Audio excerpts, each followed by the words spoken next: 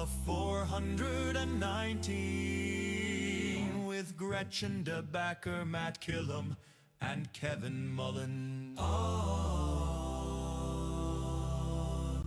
Welcome into the 419, powered by WGTE and presented by Wheatro Wealth Management. I'm Kevin Mullen. Gretchen DeBacker. Matt Killam.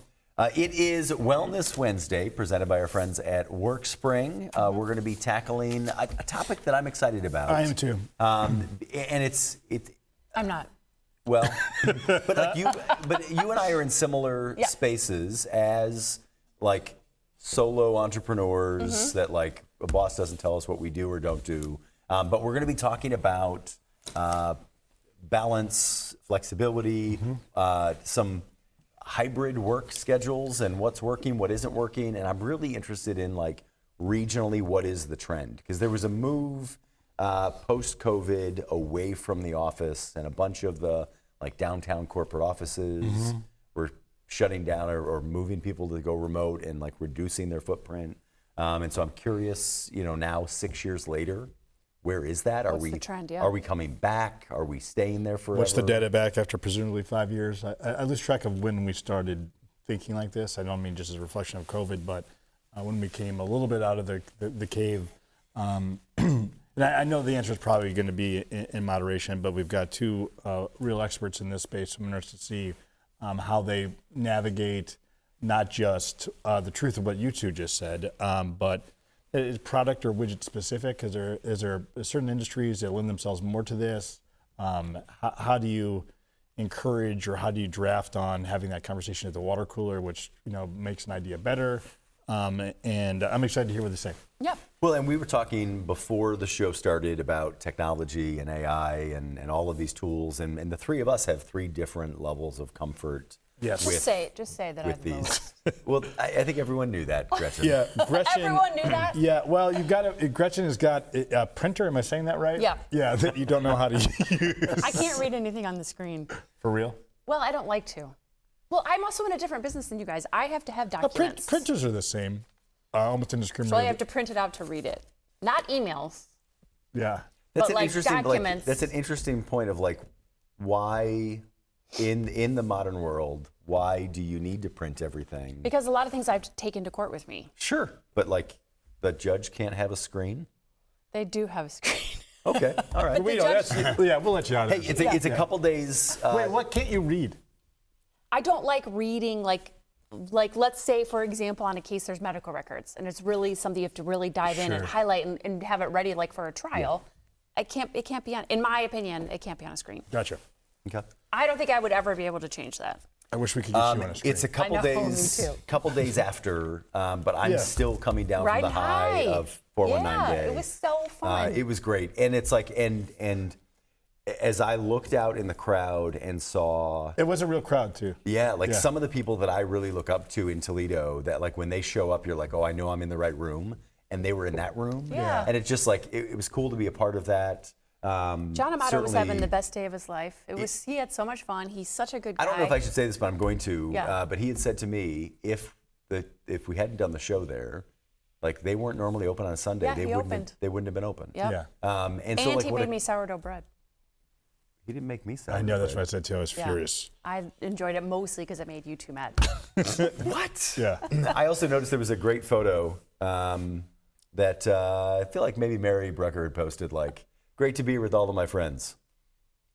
I And you wasn't weren't in it? the photo. That was awesome. I appreciate you guys inviting me to be a part of that. But huge thanks to our guests. It was a great show. great show. Elaine Trudell from Live Arts Toledo. Charmer. Lucas County Commissioner Pete Gherkin. And Charmer. Chris Wormley. Charmer. Great show. My son, when he walked up into the seat, my son said to my wife, oh, finally, somebody with bigger muscles than me. Yeah. I was like, that's fantastic. Yeah. That's And it wasn't even close. was Pete? No. That's right. That's Yeah. right.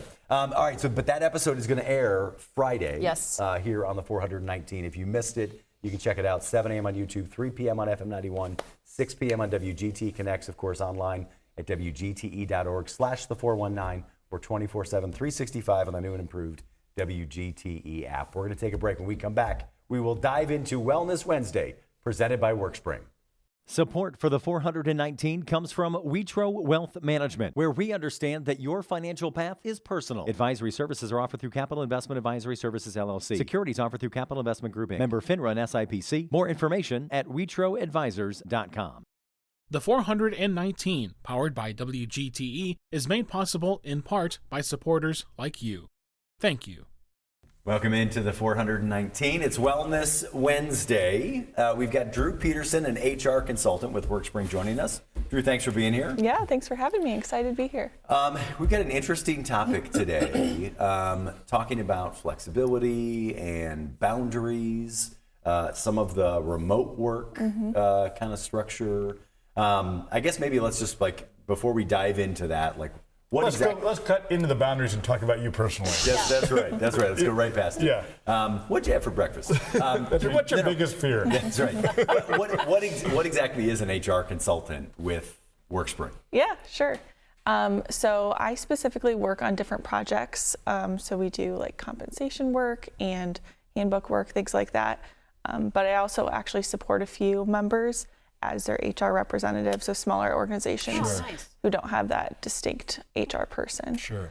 So. That must be kind of interesting to kind of dip in and out of those different areas. I know they probably similar themes, but unique also. Which company are you most glad you don't actually work for? This one, our podcast. Yeah. Drew, how sick are you of the Drew Peterson jokes about your name and the murderer?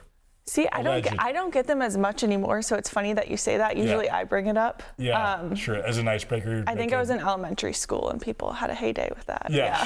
Sure. My last name is Killam, and it's people still make the joke, and they always think they're the first ones to do it. Yeah. I'm like, I get it. Clever. At least no one can search me, and I don't come up on Google. That's exactly right. Can we take a quick vote if we think you did or not? Oh, you did it. Did it.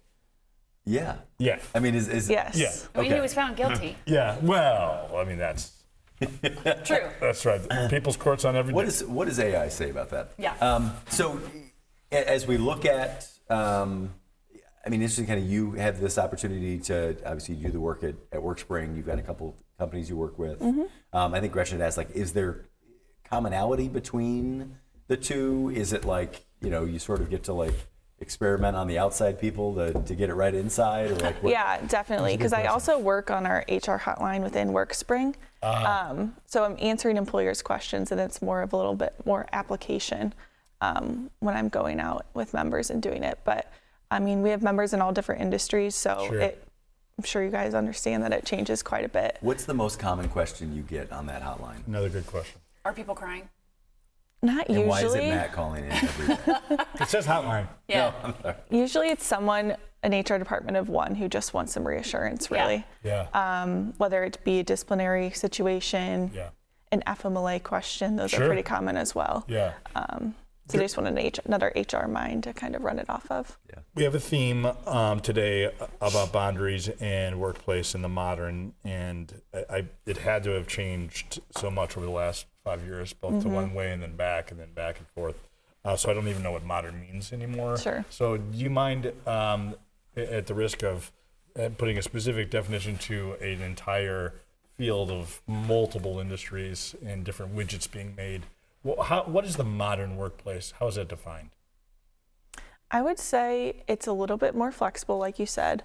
I think the hybrid model is getting more popular with, so many days in the office, so many days working from home, the ability to work from home if you need to, even if you're supposed to technically be in the office, but having that flexibility a little bit more with people's schedules. What's your data telling you, or their surveys telling you about the reasons? I mean, that seems obvious, but the reasons that people want to work from home. What are the benefits to the employee to working from home? I think they have great reasons. The commute, first of all, that's typically a lot of the information or data I've seen is really, truly just being able to focus better at home, not having those distractions. I think there's also the element, though, that if you're not in the office, you don't have that collaboration piece of it. Sure. I personally like to be in the office, Me too. even on the days that we can work from home. So it's definitely different in the office when it's a little bit quieter and people are working from home. Drew, Gretchen can't get her printer to work. Can she call the hotline Is that a hotline issue? I could maybe help you out with that one. Yeah, you're thinking you could. You promised I assure you, you're a remarkably effective professional. This is one of those rare moments when you call the Geek Squad and the geek is on the other line. Yeah. That's and what that is.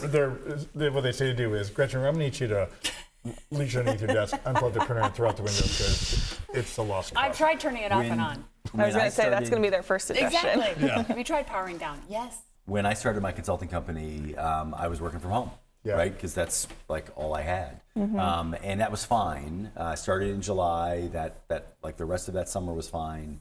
The school year was fine, and I just sort of built my schedule around the school day. So let's get everything done when the kids come home. Like I'm good to go.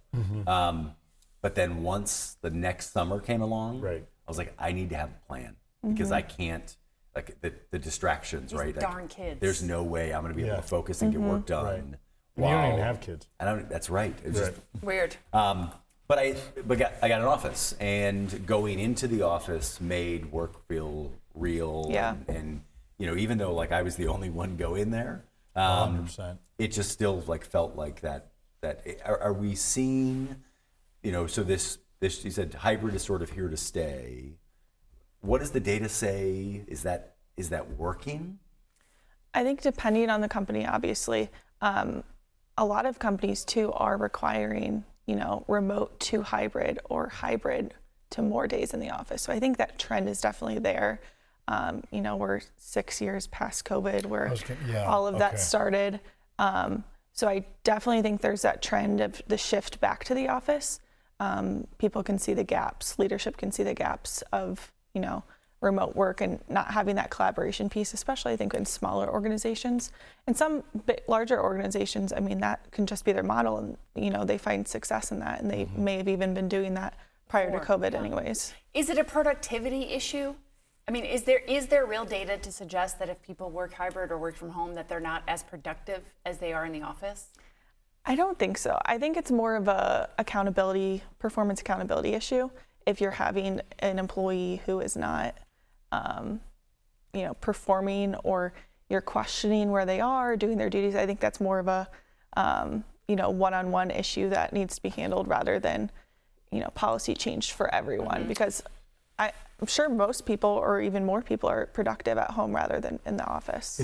We're talking with Drew Peterson, HR consultant with Workspring. On that same line, I'm curious if you're, if you're a company or you're an employee that's trying to get your company to move in a particular direction, what's the right way to evaluate or figure out what's right for you? Trying it out, testing it. If you have that opportunity, there have been times where we've had to work from home and we were switching offices. So that made me realize I don't want to work from home full time. But every once in a while on a Friday, it's nice to kind of wind down and get things done by yourself. It's probably, to my knowledge, it's an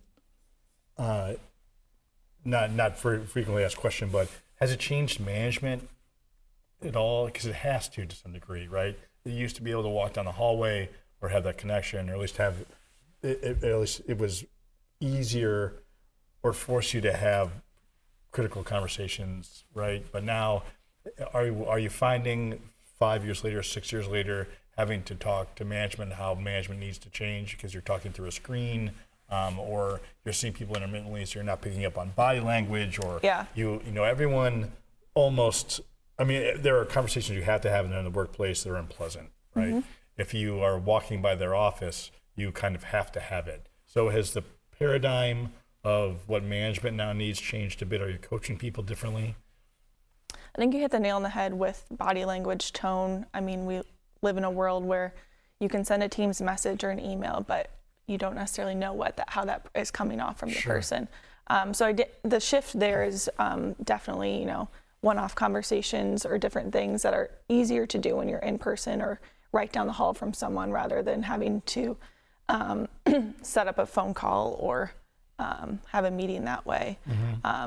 So obviously those conversations, if it is like management, employee, difficult conversations that need to happen, I would definitely recommend being in person. And there's still that opportunity to have people come in, or at least an in-person or a like Teams video message to see someone face to face. So that's one of the boundaries that I think's been sort of like broken a little bit is that pre-COVID, there were 2 types of meetings, in person or on the phone, Yeah. right? That was it. And now I feel like almost everything has become a virtual meeting, right? It's a Zoom or a Teams meeting. Yeah. And, again, the adage in the workplace is like, this was a meeting that could have been an email. Right. And I feel like every email has now become a Zoom meeting. And so it's things that could have been a quick phone call, that could have been a quick email. Yeah. Now it's like, hey, let's hop on Zoom and talk through this. Yeah. And it's so much more intrusive than a phone call that I feel like I've got to have my office tidied up in a way, and I've still got to in be pajamas. buttoned up. I got to put pants on, like these different things. And I'm already in the office. Yeah. I had to take the printer out of the box. That's right. But I mean, is that part of how we talk about like setting boundaries? Is also like having some expectations on what actually constitutes a meeting, when or why do we need Zoom versus just a quick phone call? Absolutely, yeah. And I think that obviously comes from management down and what the standard is that they're going to set. And it typically needs to be addressed because it is an issue coming up, and that's when it gets addressed. But yeah, whether it's a quick chat that you can send, but also sometimes team chats can be distracting when you're doing something and it's popping up on the side. So I think it's really just your style and the company's kind of culture overall and what they want.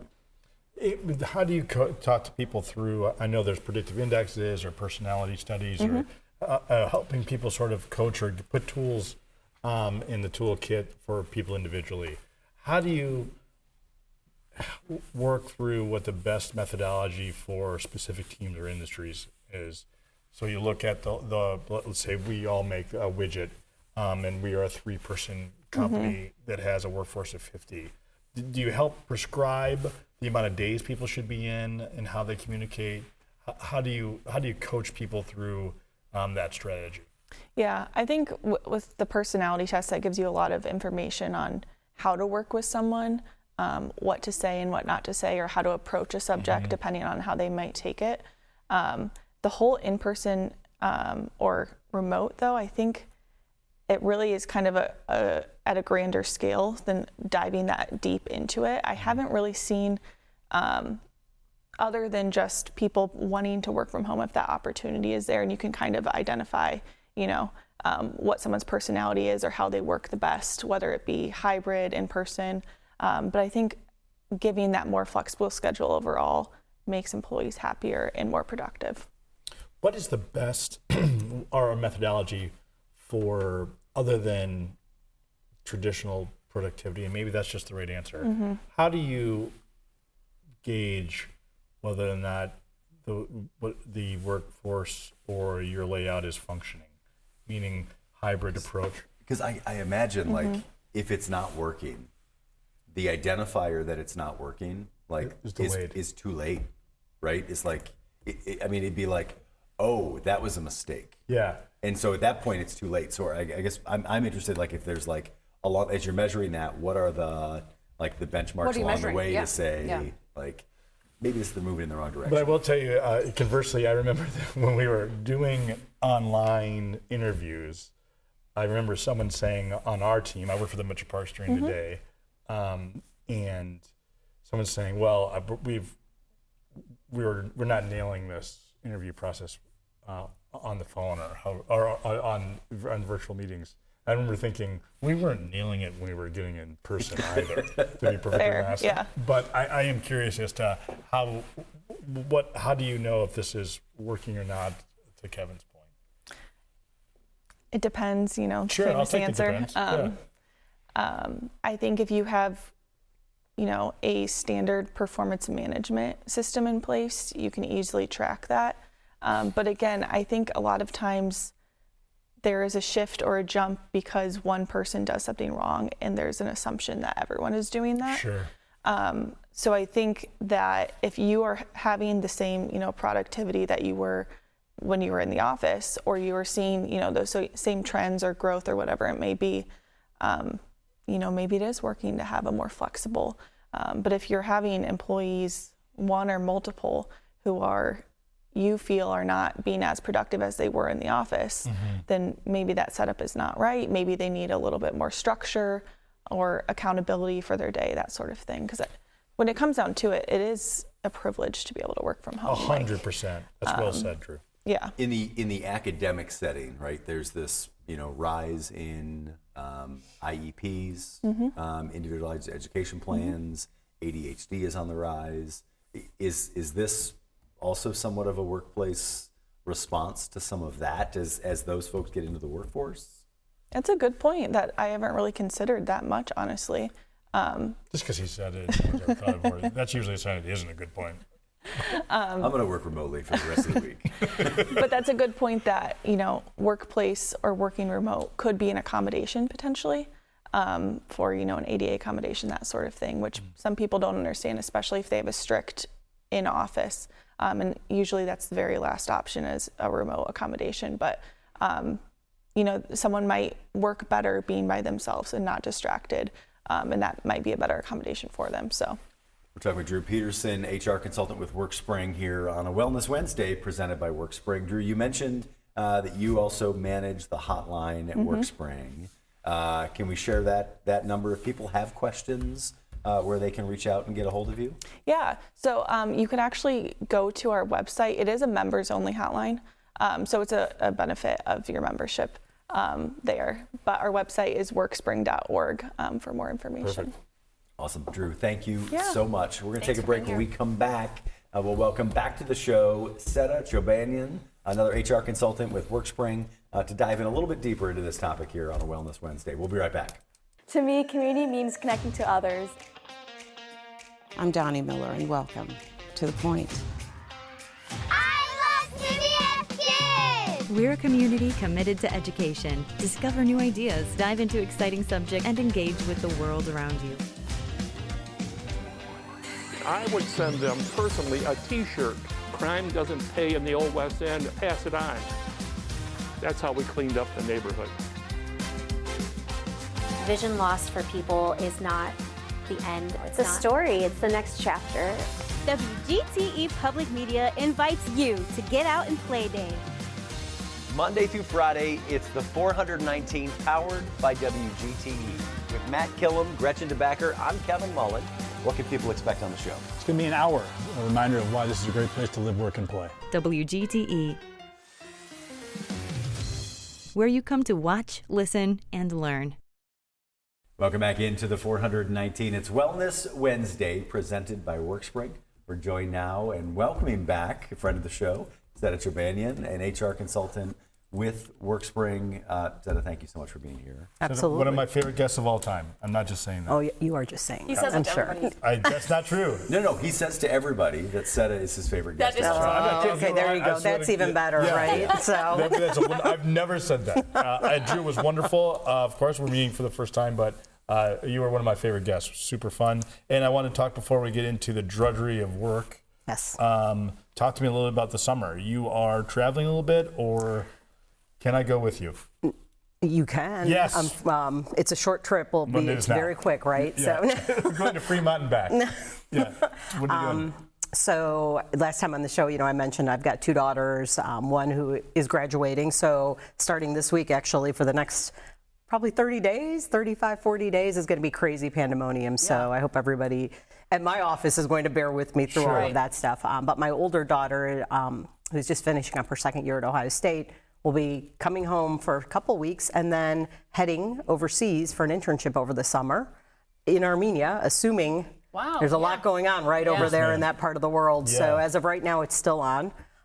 So that's the plan for her. Talk to me about parenting in this part of your life. There's a lot of really big things happening. There is. I'm sure their questions are getting more complicated, but your day job may help with some of the career conversations you're having here. What are the girls asking you? What advice do they need? So it's interesting, at least from the perspective of human resources and moving them, to start thinking about their careers, their jobs, and so forth.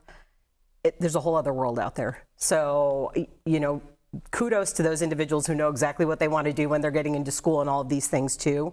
But there is a whole other world out there. And so I have no problem when they say, well, I'm not quite sure. Yeah. Okay, start undecided. I mean, granted, it's a lot of money to go in undecided to some of these schools, right? Yeah. So there's that whole side of it But it's as just well. as much money forced into something that you're going to change in 2 or 3 years or be miserable. Absolutely, Right. absolutely. And I think those are the kinds of lessons that I talk to them quite a bit about, as well as the fact that, you know, don't put everything on social media. Because back in my day, you had to get your camera and your film, you know, and take it to the store and get it printed. That's right. Now, that's a whole component that people need to think about. And so sometimes it's good to be in HR, they say, for me, or sometimes it's bad because I always lecture them on those types of things. Sure. Doesn't matter how old they are. So at some point, they will appreciate having that. Yeah. Right now, in the moment, I imagine I think about, you know, my own kids that like there's lessons that I like to think that aren't landing today. At some point, they'll be like, oh, yeah, that was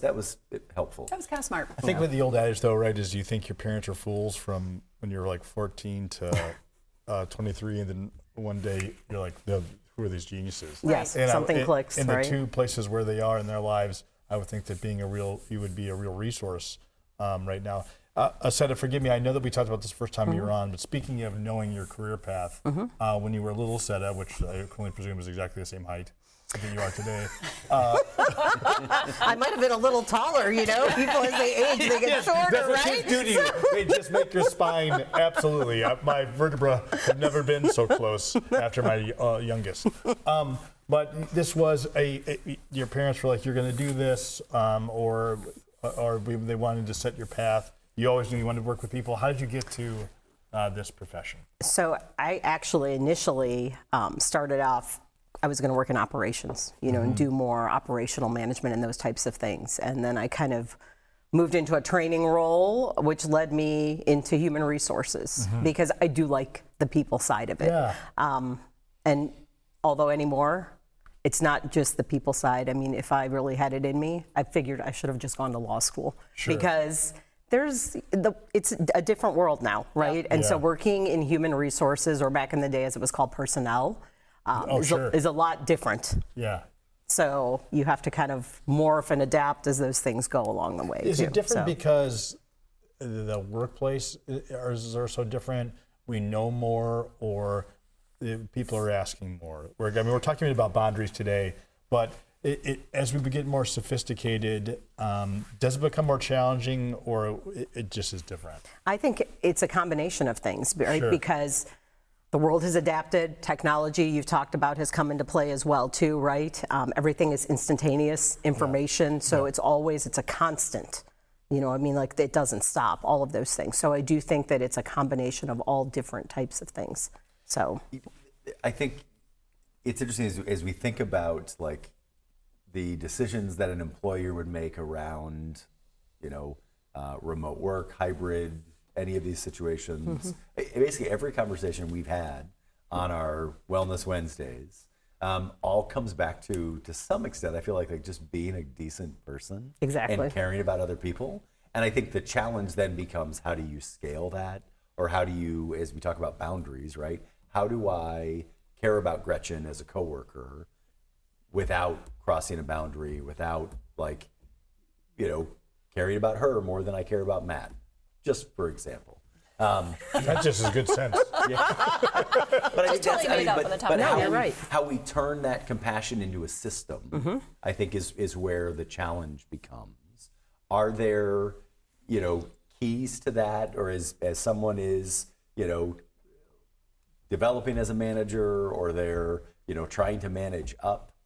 Are there ways that you can kind of say, hey, here's how you turn, like, hey, you're a naturally decent human being, but you really suck as a boss, and here's how we can fix that. You know, I think it's interesting. I think this is just my opinion, right? Part of it is innate as well with individuals, right? As they become leaders and want to become leaders and so forth and grow in those things. But I think that you, as a leader, to be a quote unquote, I guess, good boss, decent boss, all of those things, part of it's innate, but part of it is also that you have to be honest and real with your coworkers, your peers, your superiors, whatever that looks like, right? Respectfully. I mean, I think it all comes back to communication and how you also communicate with people too. Because whether it's online when you're communicating, right, which can be misread, you talked about that earlier, right? you can't see somebody's physical cues all the time, and you're typing something and it just comes across the wrong way, all of those types of things.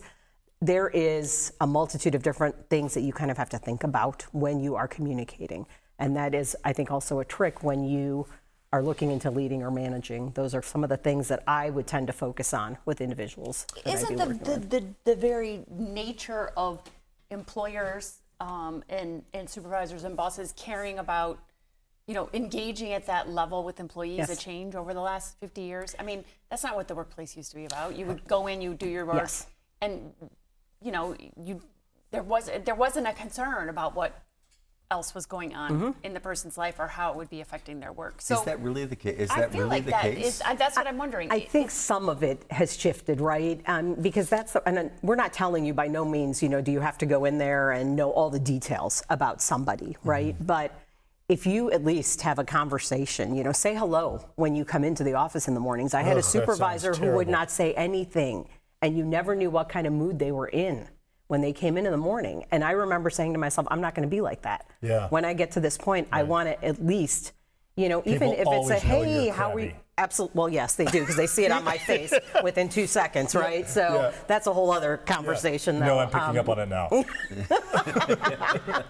But, little things like that, without, again, going back to boundaries, there are certain things that, in your environment and your culture, every organization is going to be a little different. But I feel that, yes, it has shifted. I think it's such a fascinating concept, right? I mean, if you think of almost everything as like a thermostat, or there's it shifts back and forth, gets too cold, it clicks on, turns heat, vice versa. And this isn't to say these are fads, or because these are human beings that we're talking about, but we're so complicated and so simple, meaning we want to have workplaces that listen to employees to essentially make them more effective at creating X, Y, and Z. Yeah, more productive, performing. Those types of things. And that's certainly okay, right? People are in the business of businesses, and selling those things feeds their families and keeps their lights on, things of that variety. But there is something to be said for punching in and punching out. So if I become close to my boss in my workplace, it does make it more difficult to clock out too, right? And I have the great fortune of having a great job working for a mission I believe in wholeheartedly. It does make it difficult to not have it be 24/7 because I care. Gretchen, your microphone is a mistake. I've said it a million times. But there are employees who don't want, it's such a complicated thing. Yeah, there's that's what I was employees that just saying. don't want that relationship. That connection, yes. They want to come in, do their work, and leave, right? Yeah. And that's okay. That's okay. I mean, and like you said too, sometimes, I wish I had a job where I could just, come and do what I need to do and then turn it off and move on right to the next day and not have things that continue to go along with you. Yeah, when you're showering or driving, you're like, I should have. Exactly, when you're dealing with employers, when we talk about hybrid work or working from home, is the assumption always that people just aren't working?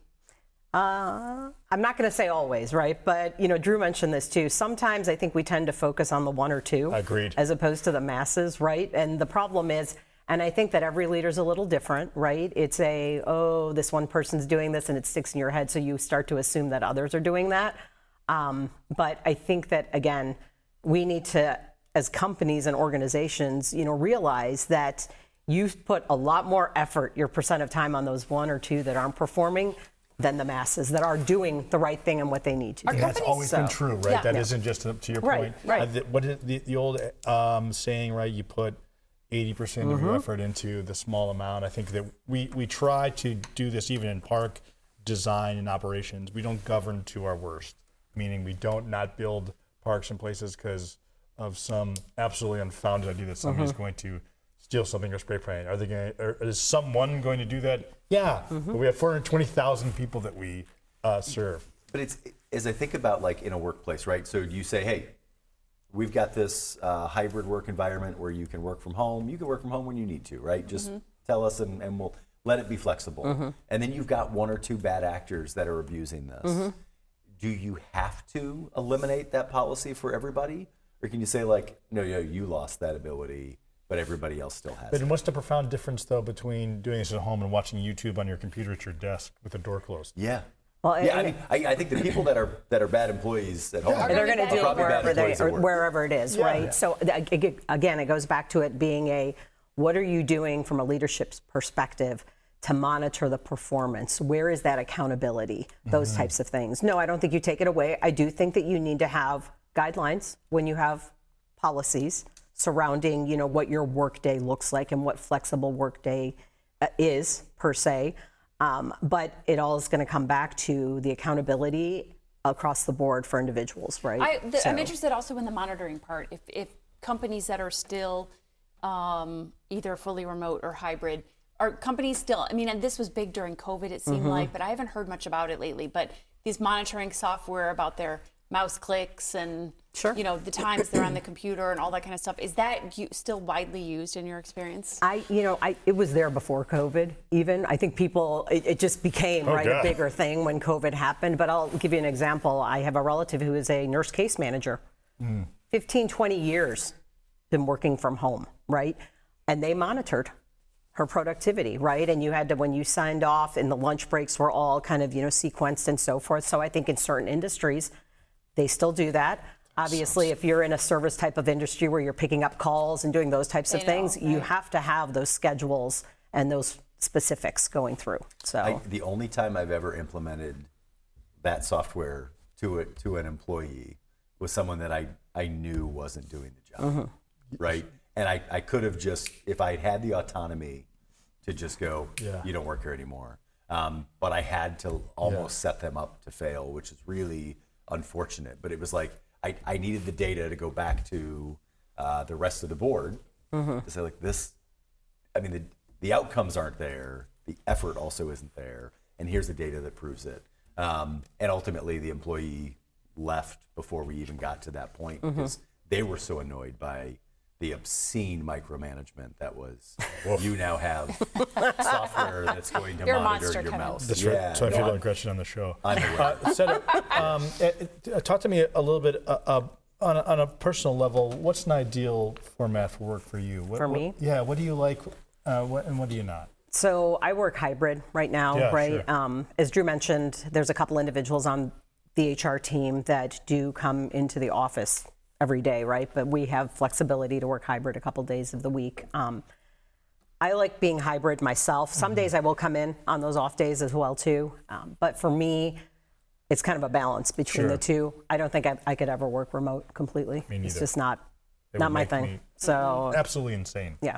So. You had mentioned when we talk about like flexibility, there's different definitions to that. I know we talk about hybrid work environment or work from home, but flexibility can mean more than just that. Sure. Yep. It could be like a compressed work week, right? Somebody may be working 4 instead of 5 days a week.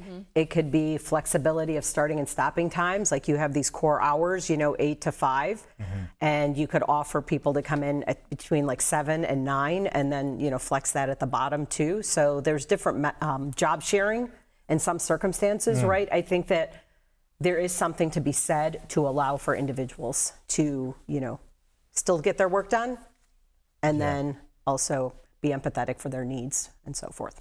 So. Awesome. Seta, thank you so Thank much. you for being here. Thanks for listening. We appreciate you joining us. I wasn't.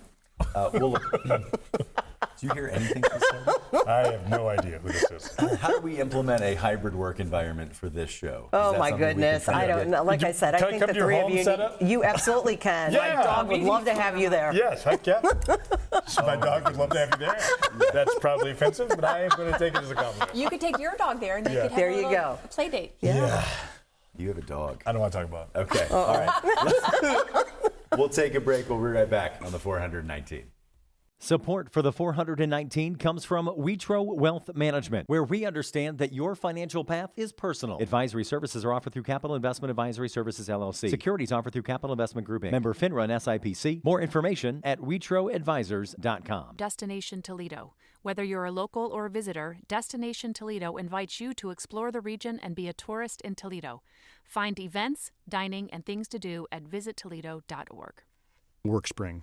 HR issues and employee well-being go hand in hand. Workspring supports employers through compliance, training, and wellness because healthy workplaces don't happen by accidents. Learn more at workspring.org. Toledo Refining Company, a subsidiary of PDF Energy. Toledo Refining Company is a supplier of fuels that keep our region moving. Located in Oregon, Ohio, the refinery processes crude oil into gasoline, diesel, jet fuel, and other petroleum products. And TARTA, celebrating its 55th year of connecting Northwest Ohioans to their community. More information at tarta.com. Welcome back into the 419, powered by WGTE. At one point in the show, Matt, you reached over and sprayed during the interview hand sanitizer in my water. In the water. Have you and it brought back such bad memories to me. Has that happened to you before? No. Just kidding. I had when I was at I know you love stories about my early work career. I worked at President Tuxedo. Yeah. And one of my coworkers and I, like, we would randomly get into, so there were like spray water bottles for altering tuxedos, and so you'd like spray it and steam it and sew it and all this stuff. Sew it? Yeah. Yeah. I mean, how do you think you alter a tuxedo to fit someone? Like, oh, those pant legs aren't long enough. But you would do the sewing? Yeah. Yeah. Oh, yeah. That's the part where I You think can darn a sock. Yeah. Yeah. I don't Please know. don't talk like that. Yeah.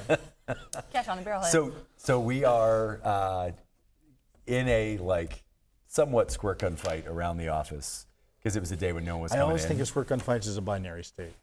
Either you are or you aren't, not a kind of. Oh yeah, okay, that's fair. are. But it was like, Yeah. you just like randomly catch somebody, you pick up a squirt bottle and spray.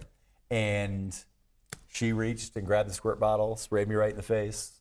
It was Windex. Oh. It hurt so bad. Are you kidding? Windex is painful. Interesting. It's Very still a painful. chemical. Yeah. But again, it's another job that no one ever knew that Kevin had. What is the now all of worst a sudden job? he's sewing tuxedos. That's what I mean. You know It's what I like, mean? Yeah, of course, that's part of the job. Yeah, I sold them and I sewed them. Okay. What's the worst job you've ever had, Kevin? Man. This one? That's tough. Being a man? That's right. Yeah. I was at one time I was the host of a talk show with a couple of friends. Yeah. Not No. this, certainly. Probably Lone Star Steakhouse. Oh my God, I was going to say Ponderosa. Yeah, probably That's where I like worked. just Where you were going to go be next. like working in a restaurant. Like you just like I saw it too much. Yeah. Yeah. You've seen enough. But I've had bad bosses. Then that sort of Sure. makes like the work I liked, but the boss I didn't. Yeah. And so that makes things hard. 100%. Yeah. Yours was. Well, it was actually my first job, but same thing. It was very eye-opening. But I was the salad bar girl at Ponderosa, Yeah. and it was just disgusting. Yeah. Yeah, dirty, and the people were wild. It was just This it's since been torn down, That's right. rightfully so. This was the Ponderosa. And at Westgate. Yeah. Did you walk up there? No, I was super cool. I Rode your would bike. get Had a I would moped? get driven sometimes, but I tried. We had this little Plymouth Horizon because my brother and I were both driving at the time. Okay. And so I would That's a try. car. I would try to just like it's a car. It was like Neither of it was those like exist a anymore. super cool car. Yeah. It was red hatchback. But I would Sort of just the like salad try bar to. of cars. Yeah, I would just try to like go out to the driveway and be like, "Well, I'm going to work." My mom would be like, "Where do you think you're going? Like, there's 4 other people here that need a car. Yeah. You're just going to drive up there?" I'm like, "Well, I'm the one going to work." And so Yeah, that's right. then I'm just she trying would to put take food me- on the table. Well, one giant table. Yeah, one giant table. How about you? First job. I've never had a bad job. I had But parts. you've done bad jobs. Yeah, 100%. Yeah. Yeah. The worst part of a job I've ever had was when I was a kid. I bagged groceries, and intermittently you would have to clean the shelves at the grocery store. So you'd have to roll a cart down, take all the canned goods off said shelf, wipe it down, put all the cans back on, and that tedium was just excruciating for me. Yeah. But I am very lucky to say that I've always liked my jobs. Yeah. I've had. It's the tedious. The job that I should have said was I worked at Dana Corporation on the grounds crew. Yeah. And one whole summer, I'm not kidding, for the entire summer we painted that white fence that's on Dorr Street. Oh my God. And so it's like every day, I would then we struggle would with that. drive the golf cart back out to where we left off and then just spend the whole day with white paint outside in the heat. It was How terrible. long did that? The whole summer, Yeah. 2.5 months in between. That would make. Yeah. And would you have headphones or stuff on at that we time? would just talk. We would listen Oh my God. listen to the radio. Even hearing that Yeah. is like Well, making think me about, like, feel. with strangers too. We didn't know the people. I mean, it Yeah. was like Yeah. But you got to know them? Yeah. Yeah. I that going and just counting time. Actually, now that I mention it, there's another one. I worked for my uncle one summer, and I was basically their receptionist, but it was a summer. So, and they sold steel, and they would go to lunch, which that was in air quotes for those of you who are listening, which would mean they would go golf. So I was in this windowless office for an entire summer. Yeah. I didn't know what we did.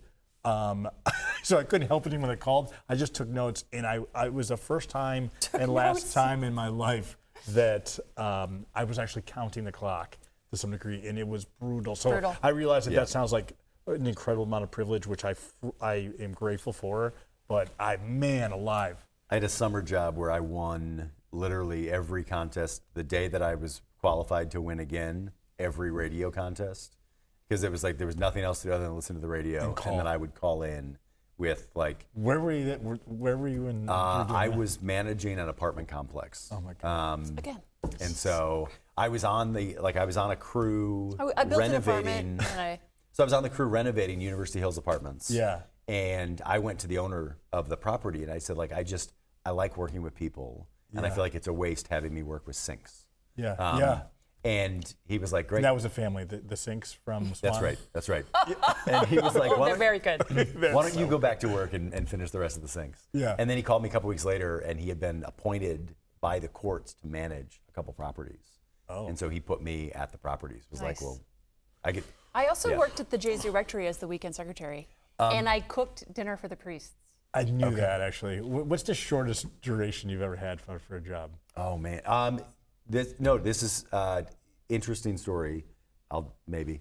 Some other industry. Let me see. What is no, so I worked at Cumulus. So I was. Can we say that here?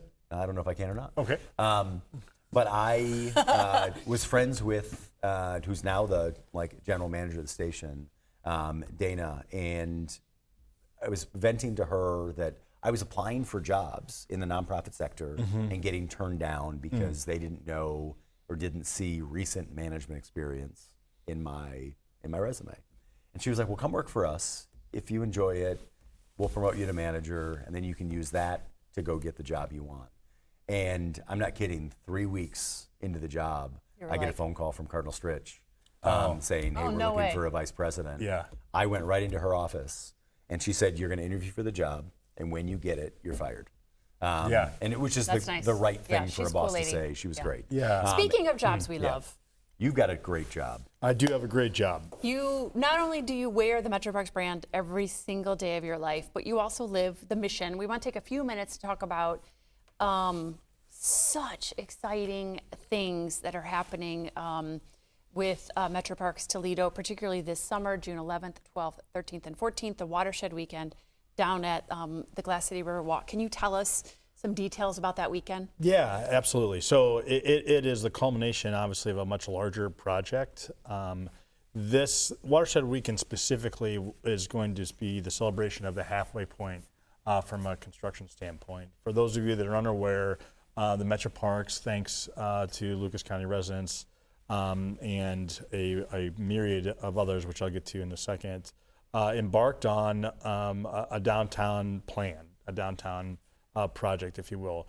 It wasn't originally Metro Parks' idea. It was born from the downtown master plan, which I think is now 10 plus years old. Yeah, at least. And it won't surprise anyone on the show or anyone that listens. It was a great idea brought to bear as a result of a bunch of people in the community getting together and asking, what if tomorrow were different? Or kind of why not us? Or how do we compete, right? We talk a lot about candidly survival, right? We are a flyover state. We are suffering, at least from our region, from population loss. The state of Ohio, I think, is up a little bit, but regardless, other than the 3 C's, Ohio is a relatively challenged place, and there's a lot of complexity as to why that's true.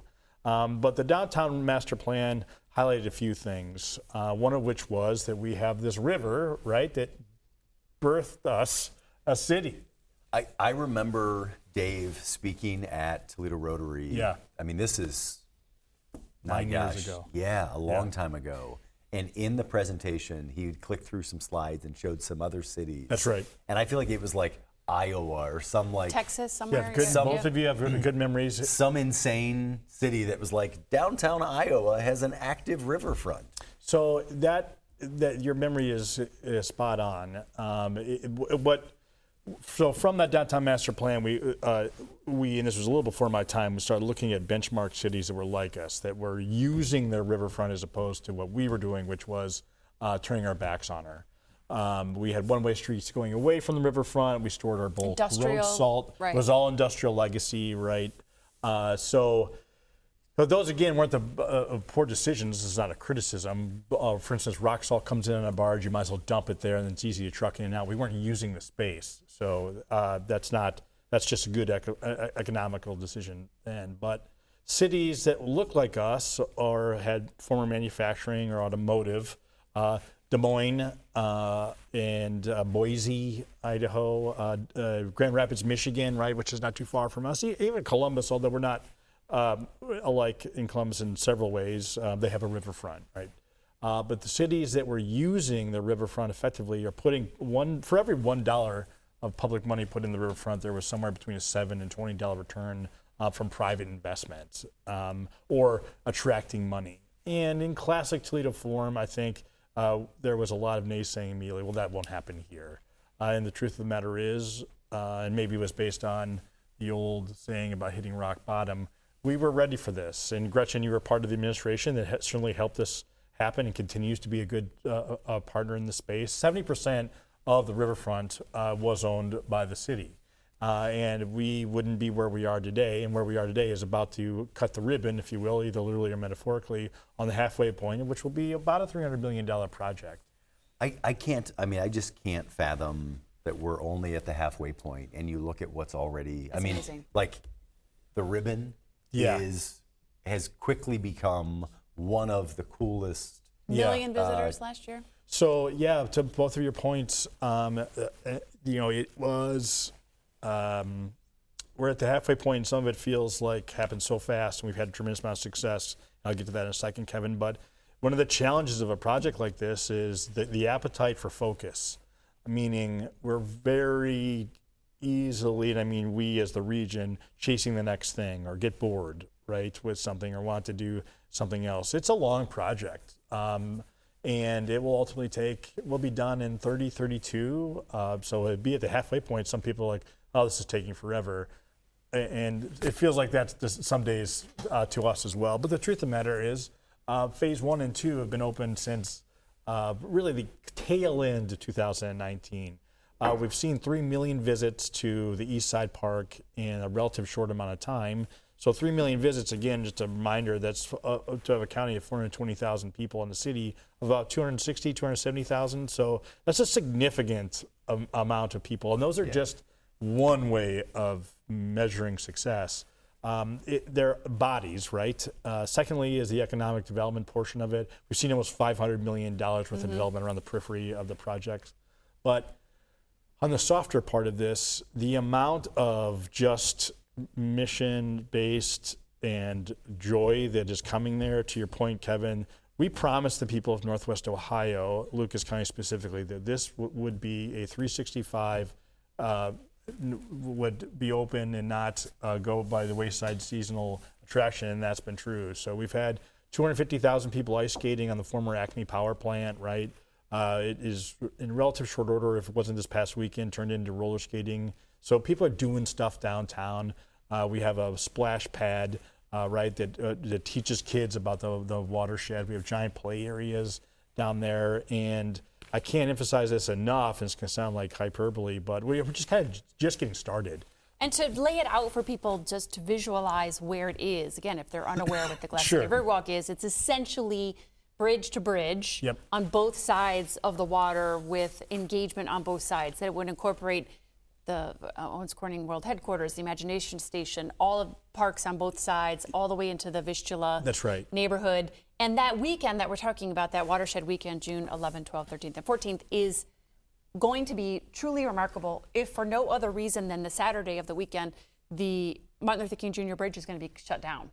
And the whole bridge is going to be engaged full of, the climbing wall and activities and all of the things that people can bring kids and families down to see the progress that's been made. Yeah, so in a nutshell, to Gretchen's point, it is a 5.5 mile loop connecting the Anthony Wayne Bridge, the Craig Bridge on the east side, jumps over to the west, Vistula all the way to the Anthony Wayne Bridge. Great commentary and great plug-in for Owens Corning recently. So that will be 300 acres of green space connected with, at minimum, one trail, but the activation around it is just as important. So you've got Toledo Pickle, which is a world-class space. You've got world-class amenities there. The ribbon is a ripoff of Maggie Daley Park in Chicago. We have a giant bird play facility, which is a ripoff of a play structure in Denver. And again, we're just sort of getting started here. The second half is going to have amenities not exactly like that. We're not going to have ribbons.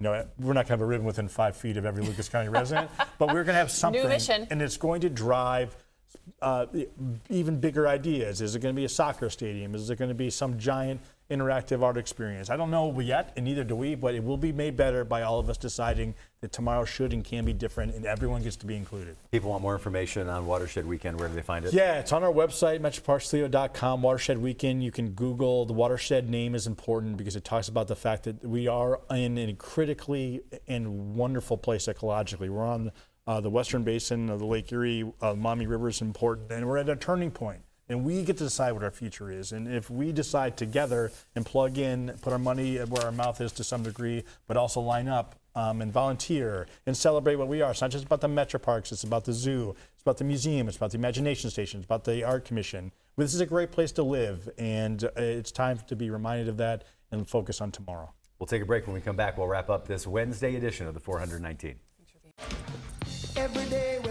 You laughed with us. You learned with us. Hi, neighbor. We made sure your childhood was special. Memories that could only be provided by PBS. For generations, we've given you programs that made a difference. Programs that entertained, informed, and inspired. And today is no different. This is WGTE Public Media in Toledo. It's where you belong. Welcome back into the 419, powered by WGTE Wellness Wednesday, presented by Workspring. Again, great having Drew on the show, yes, as well as welcoming back Seta.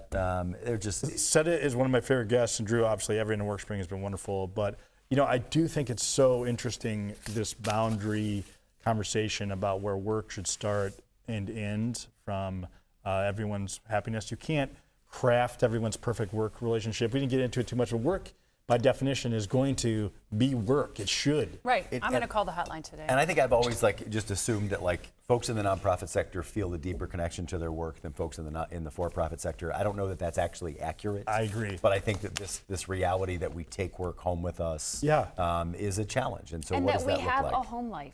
That there's people that have plenty to do at their home too. And so, it's a complicated thing. Well said, Gretchen. Thank you. If you missed any part of the show, you can catch it 7 a.m. on YouTube, 3 p.m. on FM 91, or 6 p.m. on WGTE Connects, channel 30.4, of course, online, WGTE.org/the419. It's the 419, powered by WGTE, presented by Witro Wealth Management. The 419, powered by WGTE, is made possible in part by supporters like you. Thank you.